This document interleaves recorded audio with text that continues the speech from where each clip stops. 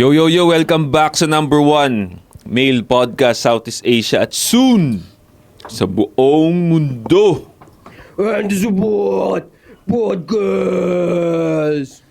Yeah, welcome sa brotherhood. No? Kung wala kang brotherhood na malupit, circle mo, lalamya-lamya, baka kami ang kailangan mo. Yeah, And also, i-recommend mo na kami sa mga tropa mo, pare, para palaki natin itong community natin. Also, pare, congratulations sa ASP fam. 15K na. No? Ay! Oy! 15K na ang ating subscribers. Oy! Kaya tinamala yan. Parang 10K ata nung nakilala natin si Ching, no? Parang gano'n. Parang ganun. 5K yung nadagdag agad. Ang bilis. Tsaka nag-congratulate mo na rin yung ASP eh. 10K followers na rin ako sa Facebook. Uy! Monetize na yung Facebook ko. Ang inayabang mo naman, boy. Ilang katulong na kaya nadali, boy. Tindi talaga ng Andy support. Ang dami ko nakikitang katulong nagchat-chat sa'yo, nagko-comment sa'yo, pare. Oo, gagi. Meron talaga. Nagpi-pick me sila sa'yo, ha. Pick me, pick me. Ako na to. Mingo, comment na gano'n. Ay, ako na to. Sabi. Tapos may nakakatulong pa nagkakasundo. Oo nga, sis. Katulong ka din. Oo, katulong din ako. Kasi tama naman yun talaga eh. Trabaho rin yun eh. Katulad ng kung ano, iba't ibang klase ng trabaho rin yung katulong. Pag nag-small business ka nga, di ba, mag-small business ka, lahat naman simula rin sa guerrilla style kayo. Hindi professional setup din naman talaga, di ba? Pero,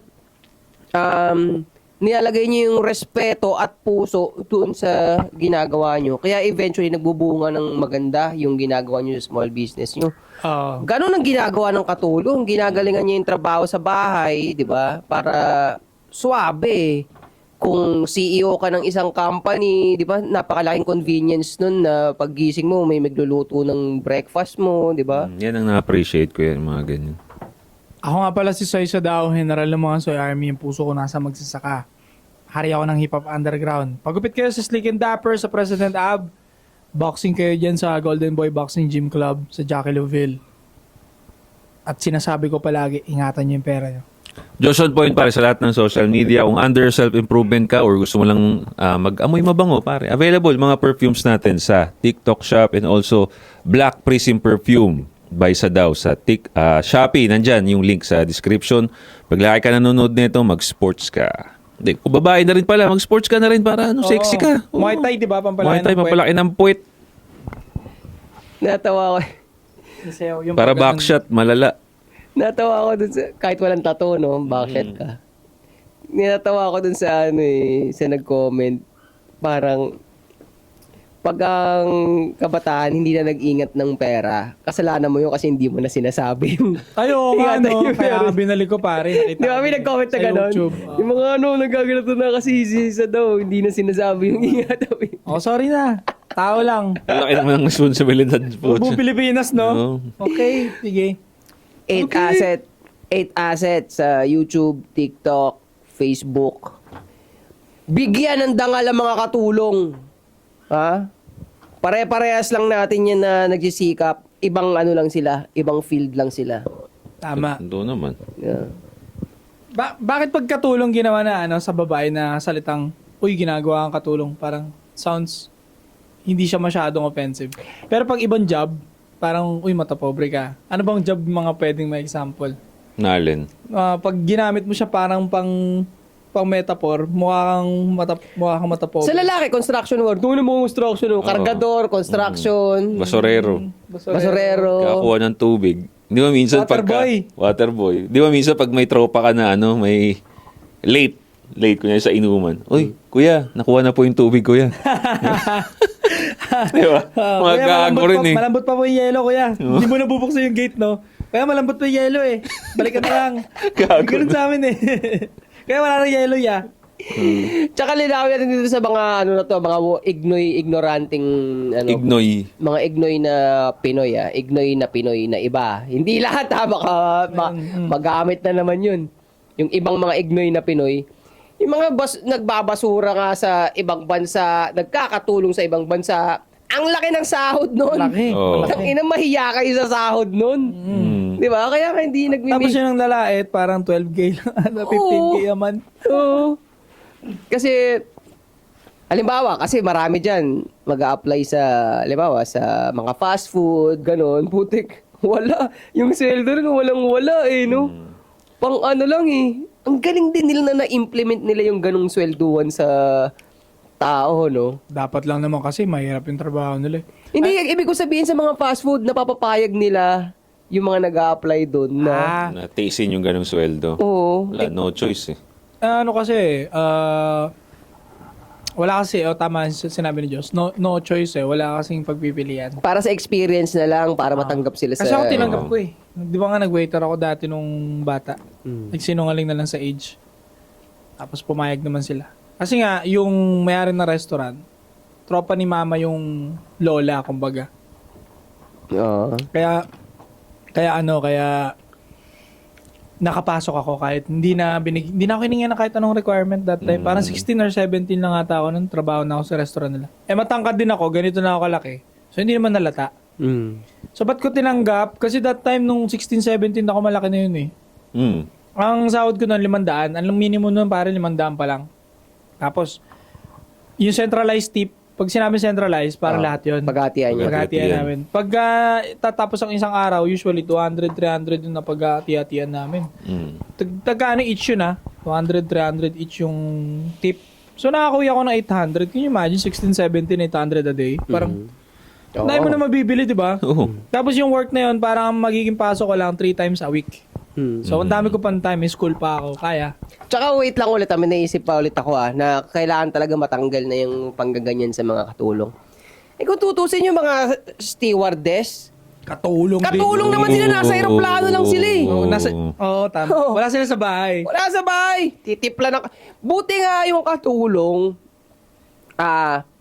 kumbaga mas close yung bond nung taong pinagsiserbisyuhan niya. Diba? Siya rin, possible din na maging close yung bond niya. Nasa isang bahay sila eh. Parang silang- nagiging part ng family. Part talaga siya ng So, family. sobrang close, tinitira yung iba eh. Bakit? Bakit? Oo. Totoo na sa tulpo kasi tol. Pinanood ko sa tulpo pare. Na-inlove ka Inday talaga. Paano yung mga steward, hindi naman close, tinitira. Oh! Lalo yung mga private jet na, Di ba? Siguro nga naman kung may private jet ako, para lang ba? Tapos may stewardess tayo. Kung Hindi mo sarili nakukuha ka, ang pwede pangit. yun. Pwede yun. Tsaka di ako kukuha ang pangit. Hindi, so tawagin nyo na akong mata pobre. Taka na, di ako kukuha ang pangit. Legit pare. Na ano na? Na flight, stewardess. Kadalasan, bihiran lang naman ang pangit dyan. Bihira. Oo, no? Kasi may pang pera sila pang ayos eh. Kaya nga nakapag-graduate sila eh. Di ba? Nakapag-aral sila. Tsaka requirements yun, pre. Medyo ano yun. Recent. Yung audition nila, kung paano ka mag-a-apply. Sa reality naman talaga yun. Pero yun nga, tinitake ng iba as may discrimination talaga. Kaya nga. Well, wala eh. Kasi unang-una height. Importante height dun. Kailangan at least mga 5'8", 5'7" na babae. 5'6" pare. 5'6", 5'6". At ito nga singit ko lang sa speaking of height, may ex kasi ako na nag-aral ng steward and then natapos niya, hindi siya nakasampa sa ganun. Kasi nga 5'4", sabi ko, ba't ba tinuloy? 5'4", 5'3" lang ata siya. Sabi ko, ba't ba tinapos? Hindi mo muna inalam yung requirement niyan doon pagsampa doon sa aeroplano, di ka naman pala din talaga So nag-tourism siya, tourism. Madalas yung kinukuha nila eh. Nag-aral siya dito sa sa parang aero school dito sa PATS. Alam Yan, ko PATS. sa mga nasa Parañaque, alam niyo yung PATS, 'di ba? Puro mga pang stewardess ganito ganyan. Tsaka doon din mga pilot. Dyan, Pilot, oo. So sabi ko, ba't ito tinuloy? Ba't ito tinapos? Wala bang professor nagsabi sa'yo na, oy, ikaw, walang pupuntahan yan, shift ka na ng course. Diba? Gago. O, so tinapos niya, okay lahat, ganyan. Boom, di siya naging stewardess. Kasi, importante yung height nga kasi dahil nga nag-mixes kasi ngayon aabutin nila yung gano'n. Para dun sa bag. Tapos ano rin eh, kumbaga panghatak din ng customer eh. Sabihin mo, magaganda yung flight stewardess dyan tayo mag-book. Minsan ganun eh. Same. Pero ako lahat naman na nasakyan ko, same feeling na lahat sila maayos tignan. Parang bango tignan, no? Bango. Tinan mo to, Para pagbading yung stewardess. yun nga eh. May bading minsan. Diyan na ako mapunta. Alam mo ba sa umpisa, bawal silang bading sa umpisa. Kailangan lalaki muna sila. Ngayon, pag Ang umpisa, bakit? Meron bang gitna? bawal sa kanila yun. Digit, di ko alam yan. Hindi sila tatanggapin kung ano nababading-bading na kagad sila umpisa pa lang. Oo. Discrimination. Meron. Kasi nga, Kaya nga, itong mga to, hindi ko na ano sa kanila, na kung paano nila gusto ipalunok sa atin yung mga kabadingan na yan eh, na bakit ganyan yung mga ano, sa trabaho nga, di ba?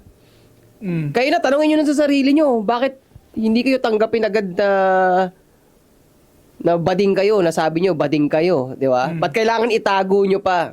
Ngayon, pag regular na kayo, sa kanyo mapapakita na bading kayo. Bakit ganun, di ba?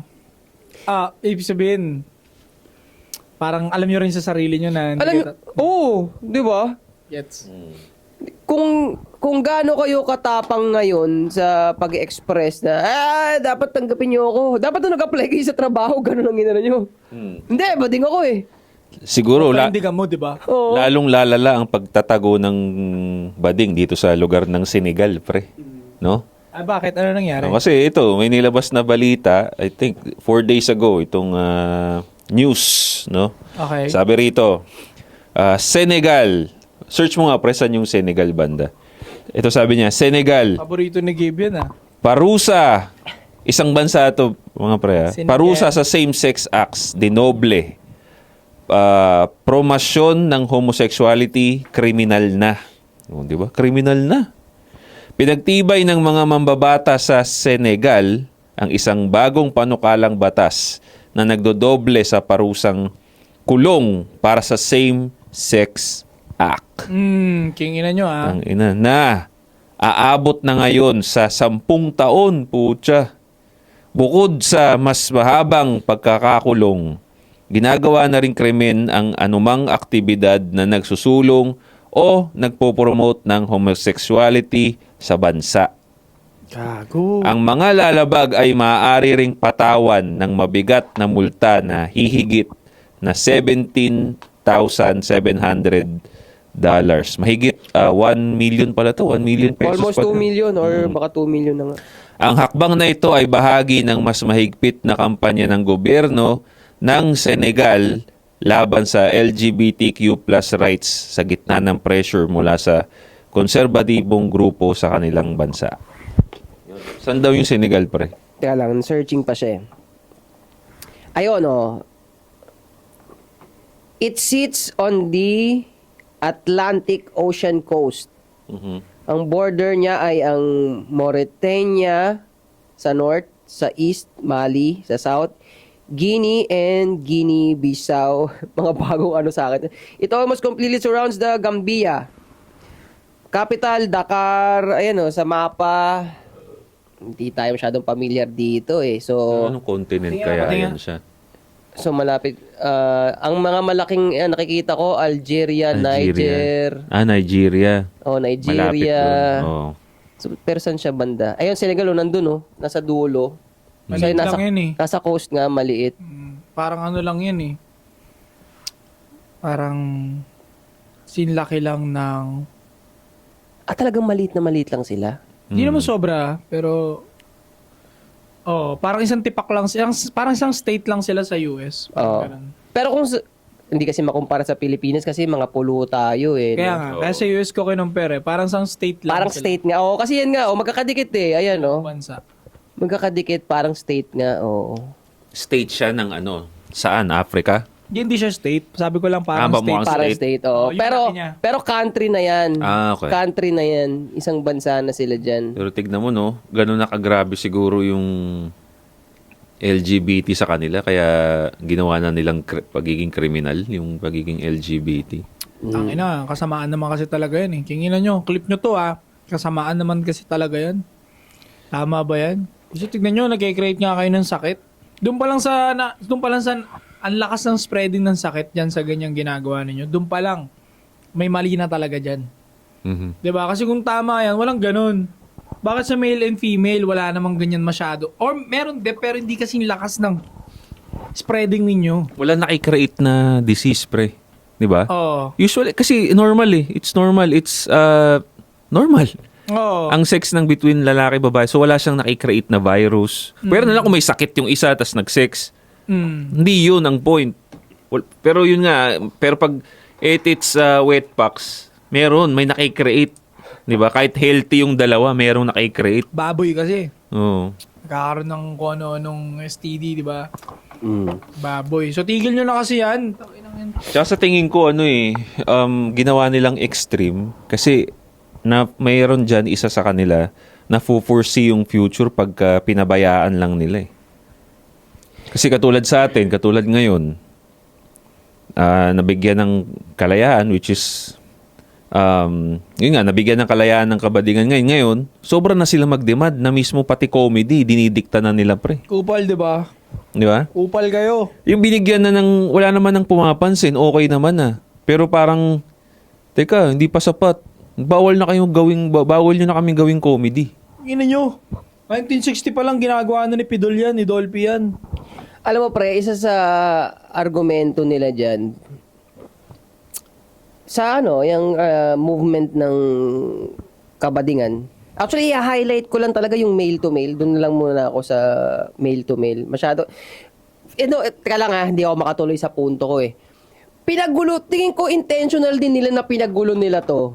Na, halimbawa ako, ang matuturo ko ng rekta na problema, yung male to male. Mhm. Pero sinama na nila yung tomboy, sinama na nila lahat. Oo.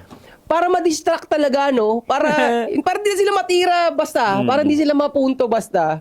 Kaya naglagay sila ng maraming identity at gusto pa nila dagdagan. Nagpapalaki talaga sila no? Oo, pinapagulo talaga nila pare. Pinapagulo. Pero kami dito, halimbawa ito pag-uusapan natin, malinaw, male to male.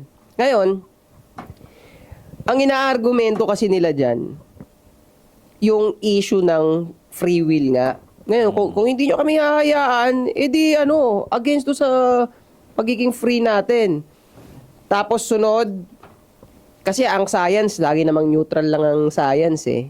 Oh, truth. Oo. Ano yung lumabas sa Facts. truth? Ngayon, sabi ng science, talagang pag pinasok mo yan, yung cheese dog pinasok sa puwet, talagang gagawa talaga ng ng sakit yan. Mm. Pero, dahil matalino ang science, lubricate daw kasi ang sunod. Sagot. Lagyan ng lubricant. So, yan na ang nagagawa nilang kapangyarihan nila pagdating dito sa usapin na to. Pero ang question nga kasi, kahit gamitin nyo pa yung science,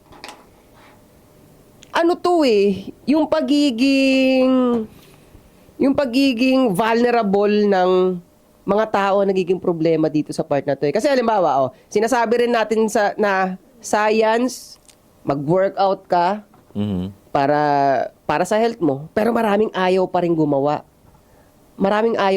Nandun pa lang, hindi pa natin matapos yung problema na yon. Ngayon, para sa makapag-exercise ng free will tong lalaki sa lalaki, pagbibigyan natin sila. Kasi may paraan naman, pwede naman sila gumamit ng lubricant eh. Pero hindi. Hindi nga eh. Diba, parang tinutulungan mo yung mga bading Hindi nga. Gusto ko ang ipakita na alam ko yung side nila. Side nila. Pero, hindi nga tayo pwede pupunta dyan. Hindi pa, kasi nga, nagigets ko yung ibig mo sabihin. Kasi nga, since nag-start ng civilization, meron na tayong mga unang problema na hindi pa nasusolusyonan. For example na lang, yung obesity. High blood. Ngayon, tumataas na yung yung pabata yung nagiging biktima ng acute. cardiac arrest. Oo, tsaka yung sa kidney issues. CKD. Pababa na ng pabata. Ngayon, hindi ma-address yun. Kasi nga, gustong i-address yung kanila. Yung issue sa kanila, yung HIV. Na madali naman sanang pigilan kung hindi lang kayo magtitirahan sa puwet. Kaso hindi nga lang matuunan pansin itong mga mas importante kasi nga, inuuna kayo. Di ba? Parang ganun yung ibig mong sabihin, di ba? Oo. So, at ngayon, sakit na nga, may problema na nga sa sakit, pati ba naman comedy, itutuunan nyo pa ng pansin. Bakit hindi tayo mag-una? Ba't di natin unahin dahil doon tayo sa mas importante, yung hierarchy ng issue, di ba? Siyempre, yung sakit nakakamatay. Bakit hindi yun ang tutuunan natin pansin? Hindi nyo pa nga napapababa yung HIV, nag-order pa kayo kung anong mas nakakatawa sa hindi. Di ba? So, ito, katulad nito, mayroong I think pinost ng balita isang beauty queen ang Natagpo ang baliw. natagpo ang baliw. Ang sabi niya ito, wala namang problema magbakla-baklaan. Problema yan. Dahil Kinontra agad eh. dahil wala namang nakakahiya sa pagiging bakla. If anything, being gay is being interesting. Kaya nga yun ang ginagawa niyong persona. Ang problema, kumikita kayo sa pagko-cosplay. Oy, tignan nyo to Ang problema, kumikita kayo sa pagko-cosplay ng bakla. Pero pag panahon na para ibalik ang suporta sa komunidad na ginagawa niyong puhunan para kumita, tahimik kayo. No, di ba?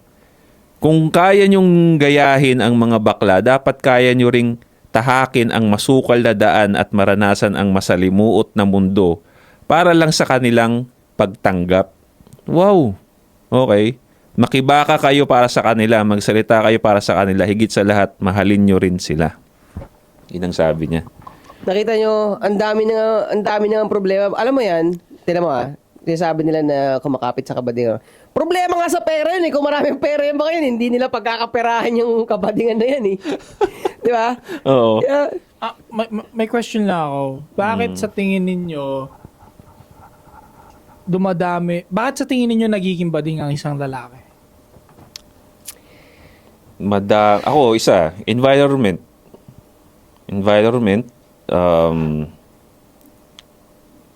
influence. Yun ang number one factor sa akin, pre. Influence. May nakita ko, pare, 9 years old, bading na kagad. Ano kaya yung ano niya? kaya nga pre, alam mo, nabubullshitan ako sa... Kasi ang inaanggulo nila talaga, kaya hayaan daw yung pagpaparada na yan. Kasi hindi daw dyan, ang sinasabi nila, hindi dyan, kung ayaw mo maging bading, hindi ka talaga magiging bading. Yun ang pinupunto nila. Pero hindi talaga ako convinced dun eh. Kasi sa akin, kung hindi mo makita yun, kung hindi mo, paano ba, bilang bata, di ba? Kung hindi yun magkukross sa... Landas niya, hindi niya Landas mo. nakikita. Wala siya magiging idea kung ano yun. Oo. Di ba? Totoo yan eh. Kasi nga, sabi nga ni Sa daw, meron daw 9 years old, bading na. May nakita rin ako pare, mas bata pa doon. Actually, ito nga eh, napag-usapan na natin to last time eh. Ang video is yung bata sumasayaw ng bading, nagsisplit-split. Parang mga ano lang pre, mga 6, 5 years old. Sumasayaw ng bading-bading, nagsisplit-split. Sinong mga nakapaligid, sinong mga nagtatawanan, ay, galing! Puro bading pre, mga kamag-anak ata.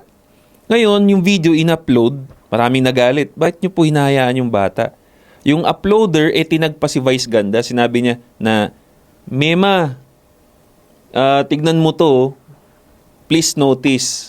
So, parang gusto pa talaga nilang i-promote yung bata na ganito yung kinikilos, natutuwa sila na ganito yung ikinikilos. Kaya naniniwala talaga ako doon sa influence at environment, pre. Mas bata pa nga eh. Kaya maging bading, basta as long as yun ang lagi niyang nakikita, nagkakaroon siya ng idea eh. Di ba? And may maahalin tulad ko to sa batang naniniwala kay Santa Claus. Bakit? Di ba? Pag, for example, ang sa TV or sa magulang na ano sa kanya na sa gabi, magkakaroon ka na ng gift dyan sa Christmas tree mo. Because may Santa Claus. Talaga, hindi naman kilala ng bata. Hindi naman magkaka-idea yung bata sa Santa Claus. Oo, tama ako. Hindi na ako sabi sa kanya. Kung hindi nasabi sa kanya at hindi niya napapanood. Parang Ngayon, bading din. parang ganun. So, every time na nakikita niya na, may Santa Claus nga kasi may gift na ako. Ibahin mo yon, gawin mong homosexuality. Nagkaka-idea siya. Yan nga sabi ko, wala nga akong problema sa inyo kung bading ka na eh. Ang problema, yung ini-influence nyo pa yung kabataan eh. Doon din ako. Tangina kasi na itong mga bading na to eh. Kaya nga nagkakaroon na kayo ng HIV kasi pinaparusahan na kayo. Tigil nyo na kasi yung mga kabadingan nyo na yan. Tigil na rin yung Pride Month. Do you agree? Oo. Pre, kind of promotion din yun eh. Kind of Promotion talaga yun. Kaya nga na kahit yung mga bata eh. Sa Pride Month na yan, dahil sa Pride Month na yan. Hindi pa Pride Day Pride Month. Isang buwan ang puwakin ng inang celebrate pare. Lahat ng maraming mga barangay nagpapa-contest. Isang buwan yun straight. Parang weekly may contest dyan sa inyo, sa barangay nyo. May gay pageant, di ba? Tigil yung Pride Month na yan. Kasi gastos lang yan eh. Gastos ng gobyerno. Kasi yung mga ibang barangay, gagastos nagluluwal eh. Nakita ko kahit dito eh. Puta sinusuportahan dito eh. Tigil ang Pride Month na yan, traffic lang yan, dagdag gastos lang sa gobyerno yan, sa mga barangay municipalities yan. Huwag kasi kayong matakot, no, sa mga opisyal dyan na kontra yung supply niya mga yan. Wala naman matutulong sa ekonomiya yan eh. Oo. Wala naman talaga matutulong sa ekonomiya pag pa-Pride Month na yan. Traffic pa yan eh. Ang iingay pa nila. Tsaka ako last call. Go. Tignan nyo yung nangyayari pag binibigyan nyo ng kapangyarihan yung mga may gender dysphoria. Ang gulo ng ginagawa nila sa internet. Ang gulo, pre. Ito pa nga lang eh. Nagdedemand na sila kung ano yung comedy. Wag nyo bigyan ng power yan. Dapat nga walang karapatan magsalita yung mga baka ng inang yan eh. Bre mo, kinokontradict na nila yung sarili nila, no? Sa sobrang, doon pa nga lang sa gender nila, nalilito na sila. Ano pa kaya yung what comedy is? Kasi sabi nila dito, ang problema kumikita kayo sa pagko-cosplay ng bakla. So may problema pala kayo pagka nagko-cosplay ng gender ninyo. Bakit hindi nyo, wala kayong same outcry pag kino-cosplay yung babae ng isang lalaki? Bakit yung mga transgender nagko-cosplay babae? Di ba? Tapos pinagkakaperaan nila, naghubadera sila sa internet pag trans woman na sila. Transgender na sila. Bakit yun? Pinepera nila yung side ng gender ng babae Di naman babae yung mga yan Puta, may lawit dati yan Tapos sasabihin pa niya, dapat daw, okay lang naman, basta nararanasan nyo rin yung nararanasan nila. Bakit yung mga trans ba din, rumiregla ba kayo buwan-buwan? Nararanasan nyo ba yung sakit ng babae buwan-buwan? Para sabihin yung babae kayo? Di ba? Number 2, may problema pala kayo sa pagko-cosplay. Bakit pagka kaalay ninyo bading, minamak yung religion, nagko-cosplay ng Jesus, hindi kayo nagagalit. Ginagawa nyo pang comedy. Si Jesus, na maraming rumirespeto, maraming nagsasamba. Pero, again, si Jesus nga, hindi nga dapat ginagawang comedy. Di ba? Kasi respetado siya ng mga tao. Hindi nagsasamba. Pero, ginagawa nilang katatawanan. Ba, hindi nga, pinagbawalan ba kayo ng Christianity? Hinahayaan nga lang kayo eh. Kasi ano yan kung i-relate natin yung logic nila sa ganyan na pagkapirahan mo, basta sumabay ka sa movement. Sa usapang Jesus, hindi talaga pwede. Kasi in the first place, hindi mo na nga pwedeng gawin yung ganun na bading ka tapos gagawin mong katatawanan. Kaya, the fact na okay sa kanila yon, okay sa kanila yung ginawa nung bading na yun kay Christ. Kiss na kagad yun. Kiss na. Logical fallacy na kagad sila din sa part Yeah, na yun. exactly. Kasi nga, minamak nila yung Christianity. Bakit sinusunod nyo ba yung Christianity? Minamak nyo yung Bible. Tsaka malinaw, susunod nyo ba yung Bible? Malinaw na ayaw nga. Di ba? Malinaw na ayaw nga yun ng Christianity. Kaya in the first place, hindi mo nga talaga pwede gawin yun. Kaya, hayop na logic yan. Porque di pineperahan. Magulo to kasing gulo ng mga utak lang nila Pineperahan din naman nila ngayon. Oo. Pag tinapik mo yung issue about dyan sa kabadingan na yan, kasama ka na sa pumipera. Diba? Ang inaano nila, yung mga komedyante nagbabading-badingan. Pag ina mo, sumausaw ka rin ngayon, nakamonetize yung Facebook, YouTube mo, pasok ka na din. Tsaka tuwing sumasaw-saw ka, sablay lagi yung mga saw-saw mo Sa tingin nyo ba may halong kainggitan to? Inggit talaga pinagmulan yan, wala nang iba. Alam mo, pinag-aawayan lang natin mga lalaki dito, it's either babae o pera. Yan lang naman kinainggitan natin lagi sa bawat isa. Kahit sabi mong babading-bading yan si Gabe, pare, may kinainggitan pa rin sa pera yan. Hindi na tayo alis doon, pera at babae lang kinainggitan lagi ng bawat isa, ng bawat lalaki. Diyan nagpapatayan ng lalaki. Diyan nagbabatuan ng mga maduming opinyon ng mga lalaki, babae at pera. Wala nang iba pa. Since sila yung top 1 ngayon na na nakikita ko nag-gay jokes. Top 1 sila. Ang laki ng pera niyan sa Facebook. Kaya ang grande na nga ng kasal nila pare. Okay, basta kayo, Abdul at Marcy, suportado namin kayo dyan sa trip nyo na yan. Diyan kayo kumikita, diyan kayo huwag nyo pansinin yung mga komento niyan nila Gabi, di ba? Pero sa totoo lang, upal yun Pero sa totoo lang, kasi bago mo sabihin yan na nasa... Sige. Pero, ipaliwanag nyo rin na joke lang yan dahil baka ma-influensya rin yung mga bata no? Balance tama. lang. Balance lang. Pero kasi hindi kita mapipigilan kung yan ang nagpapakain sa'yo Di ba? Hindi ko masasaway tol Alam mo yun, kung yun, dun nakukuha yung pagkain ng family niya Dito nga, itong topic natin dito na humihirap sa part na to. Kasi ang sasabihin ko sana bago mo sabihin yan, kayo, yung issue nyo, malinaw naman na inggit sa pera at ano, pero sasabihin ko, pero kami, ibahin nyo kami. Talagang ayaw namin yan, yung promosyon ng kabadingan talaga. Ayaw namin yan, kasi nga, ayoko na magbigay ng problema sa mga pamangking ko, sa magiging anak ko, di ba? Alam mo, mag-agree naman ako kay Gabi sa pagpigil ng promosyon ng kabadingan eh. Kung hindi sila babading-bading eh. Di ba? Oo. Kasi ang hypocrite lang doon, ayaw nila sa gay jokes bading-bading kasi napopromote or what. Oh. Pero sa'yo, number 1 na. Number 1 na bading, di ba? Tapos nasa Pride Month pa sa Tarantado may megaphone. Siguro kung lalaki yun, masculine yun, at hindi sumusuporta sa kabadingan yun, Magigets natin, pre. baka mag-agree pa ako. Sige, Oo. tigil nyo yung gay jokes na yan kasi napopromote pa sa kabataan yan eh. Hmm. Pero dahil nga siya yung nagsabi, tapos alam kong bading siya, hypocrisy yung nakikita ko eh. Hypocrisy, pre. Ang gusto niya kasi, ang gusto ng mga to, napansin kasi natin yung growth nung dalawa nila Tito Marcy tsaka ni Abdul. Ini-invite na, nakita ko, ini-invite na sa mga ano, pre. Nila Tony, Luis, tapos mga fan pa, tuwang-tuwa sa kanila. So, ito kasi yung problema sa inyo, no? Sila, para sa akin sila, mas magaling silang maging bading. Kaya, nakakatawa sila, nakakatawa at nakakatuwa. Kaya may halong inggit kasi karamihan ng bading ngayon, hindi na kayo nakakatuwa eh. Oo. Nakaka-bad trip kayo madalas. Di ba? Sabi nyo suntokin sa mukha eh. Yan. Nagiging demanding kayo eh. Kasi ganito gawin ninyo. Kung naiinggit kayo sa exposure nila, why not? Gayahin ninyo. Huwag mong bigyan ng tip yan. Huwag mong bigyan ng tip yan, mga gago na yan. Oo, yun ang tip. O sige. Mali eh. Mali yung application ninyo eh. So ayan, inggit na lang talaga magagawa ninyo. Dapat kasi talaga tanggalin yung Pride Month na yan eh. Oo. Tinan mo to ito, gagamitin kong halimbawa si isa daw. Okay nang na mo. Hindi.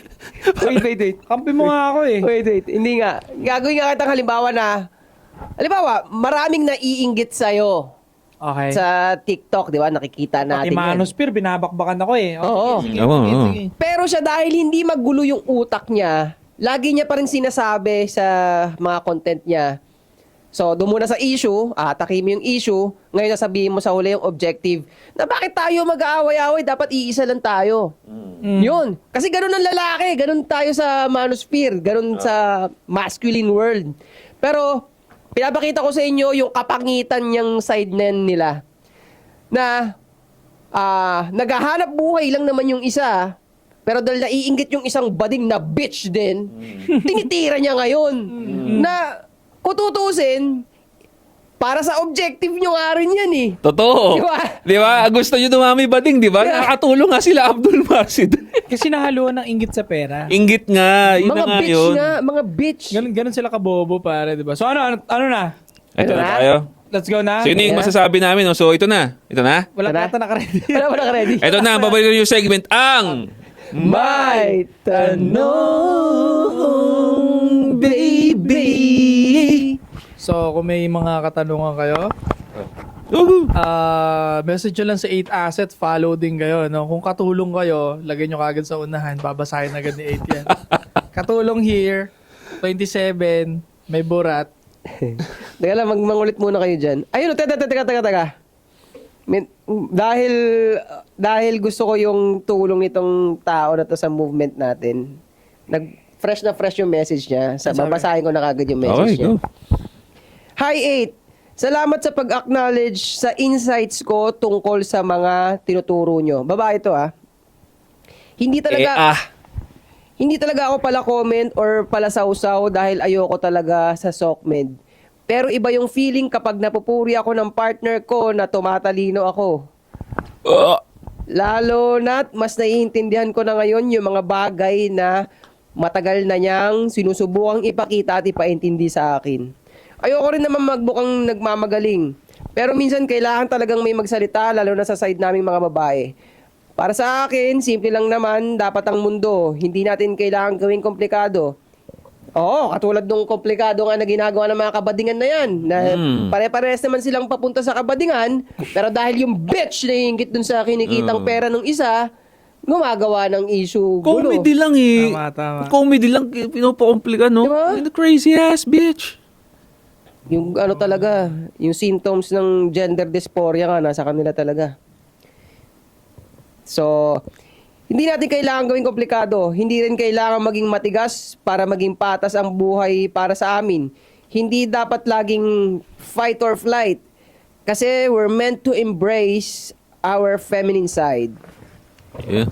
Gets ko rin naman na may pinanggagalingan yung iba kung bakit nagiging combative sila. May mga unfair experiences talaga. Oo, magkalinawan tayo. Hindi kami bulag dun sa mga unfair experiences ng mga babae, ha. Kaya nga anti-supot ang pangalan nito, eh. Kasi kung kasuputan yan, hindi naman namin suportado yan. Pero instead na i-hate lahat ng lalaki, mas makakatulong kung i-invest nila yung energy sa sarili nila para maging high value din sila. Hindi ito tungkol sa pera o karir. Para sa akin, pagiging high value means having the traits of a queen. Kung hindi pa naaabot yon, hindi pa gets ang meaning nun, it means hindi pa para sa'yo yung ganong pag-iisip at may room pa for growth. Oo, totoo. Kasi ang problema sa kanila, automatically, basta maisip nila yung concept ng queen, dahil naisip ko na queen na yon, queen na ako. Queen na ako. Madalas Diba? yan nga. Ganun Basta ang- may pepe, queen na kagad eh. Oo. Which is... Slay queen. Left no crumbs. Tangina. Too crispy to fry.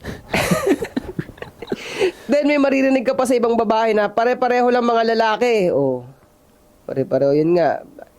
Mali yung statement. Yung kasi sa college nga, tinuturuan nga tayo ng... Pag sinabi ng babae, pare-pareho lang kayong mga lalaki. Alam mo, marami ng tiniti. Alam mo, marami ng tumiti sa kanya, eh, no? Legit. Amoy ethics na yung hininga. Oo, pag amoy burat ah! Ang ina, amoy burat yung bibig mo ah! Pepe mo, amoy kulob na! Pero legit, do you agree guys? Pag sinabi niyo, di ba, bumanat ka ng pampakilig, pare-pareho lang yung mga lalaki, nasabi na sa akin yan. Matik yun, pre. Pang ano na ako. Naisip ko pang 10. Kinang ina, matik. Pang 10 na ako.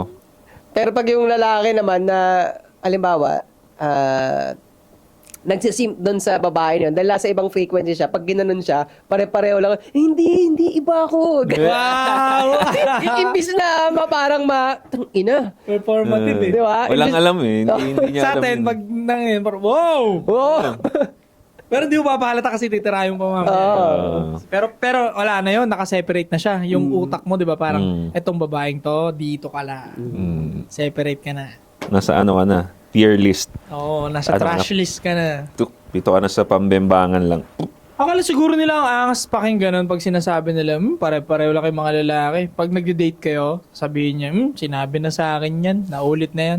Akala nila, Cute compliment yun, no? cute yun, akala Red nila flag. maangas yun. Sa mga player, yung ganong linya mo pa lang, wala, natapong ka na. Kumbaga, hindi ka na pang wipe material. Yung ganun yung lalaki. Naka-poker face. Tatawan. Pero ang tanong, bakit pare-pareho yung na-attract mo? Baka yung mga namamagnet ng aura mo. At totoo rin yung sinabi ni Sadao na may mga demonic shit talaga na nakabalot sa mga babae. Tulad nung nakita kong video sa Pusuan or Laruan episode, maayos namang tumanggi yung lalaki, hindi ng body shame, pero babae pa yung nag-label ng insult sa kapwa babae. Ang sinabi ay, mataba ka mo kaya umayaw. Hays, nakakapagod lang makita. Gago, hindi pwede sabihin ng lalaki yun, ha? Takot ang lalaki mga ganun, no? Sila talaga, pre, no? Sila rin talaga. Hindi sila takot kasi. Ako, naniniwala talaga ako. Kaya takot mag-insulto ang lalaki most of the time. Kasi alam nila, kakainat na nila. Hindi natin pwede gawin sa sarili natin yun. Kasi alam mong babatukan ka nito. Suntukan na yun. Hindi kasi tayo nasanay, pre. Kasi nga, nasasapak tayo pag pangit yung sinasabi natin, tayong mga lalaki. So, hindi tayo nasanay na maging ganun kabrutal gaya ng babae. Sa kanila kasi wala eh. Sasabihin lang sa kanila, gaga ka talaga. Ganun lang. Sa ate, puta, ay, gago to ah. Ba.